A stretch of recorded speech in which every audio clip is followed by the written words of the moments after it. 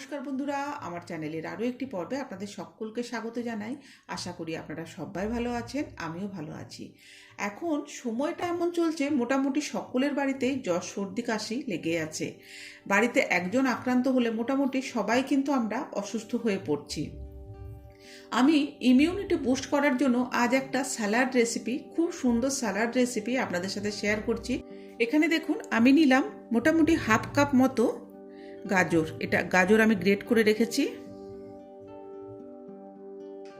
নিলাম half cup মতো bit,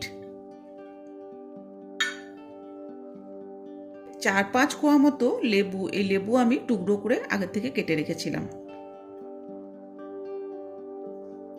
এখানে নিলাম কিছুটা বেদানা। এখানে দেখুন 5-6টা মতো আখরোট আমি এভাবে ছোট ছোট টুকরো করে রেখেছি। আখরোটও আমি এখানে দিয়ে দিলাম। দিচ্ছি কিছুটা পরিমাণে কুচিয়ে নেওয়া ধনেপাতা। টেস্টের জন্য এখানে আমি অ্যাড করছি কিছুটা পরিমাণে গোলমরিচের গুঁড়ো। আর এখানে দিচ্ছি কিছুটা পরিমাণ চাট মশলা।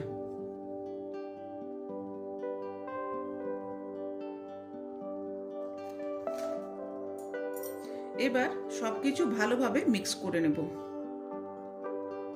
যদি ইচ্ছে হয় তাহলে এখানে আপনারা ছোট টুকরো করে কেটে আপেল অথবা কাঁচা বা পাকা পেঁপে আপনারা এখানে অ্যাড করতে পারেন।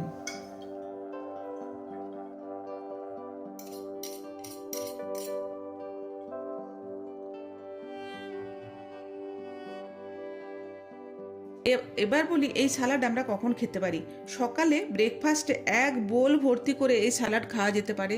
যদি কারো ব্রেকফাস্টে খেতে ইচ্ছে না করে, সেক্ষেত্রে লাঞ্চ করার ঠিক 30 থেকে 45 মিনিট আগে হাফ বোল ভর্তি করে এই স্যালাড খাওয়া যেতে পারে। বাচ্চাদেরকে অনেক সময় ফল বা সবজি খাওয়ানো যায় না, সেক্ষেত্রে এইভাবে কালারফুল স্যালাড বানিয়ে দিলে বাচ্চারাও কিন্তু খুশি খুশি খেয়ে নেয়। এবার এই স্যালাডের উপকারিতা একটু বলি। খাবার পরে ব্লোটিংয়ের কোনো সমস্যা হবে না, ওয়েট গেইন হবে না, সাথে সাথে আমাদের ওয়েট লস করতে কিন্তু ভীষণভাবে হেল্প করবে। স্কিন হেয়ারের টেক্সচার ইমপ্রুভ করবে। অনেকের হেয়ার ফলের সমস্যা থাকে, সেটাও কেটে যাবে। স্কিনের মধ্যে গ্লো আসবে। গাট হেলথ ইমপ্রুভ করতে কিন্তু ভীষণভাবে হেল্প করবে।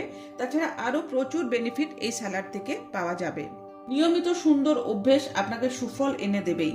ঘন ঘন যারা সর্দি কাশিতে আক্রান্ত হয়ে পড়েন, তারা চেষ্টা করবেন সকালে উঠে বা বিকেলে যখন আপনি ফ্রি টাইম পাচ্ছেন 1 ঘন্টা ব্যায়াম করার। যদি সম্ভব হয় যোগা করুন। আর তার সাথে সাথে খাবার দাবারের দিকে কিন্তু অবশ্যই করে খুব ভালোভাবে খেয়াল রাখতে হবে।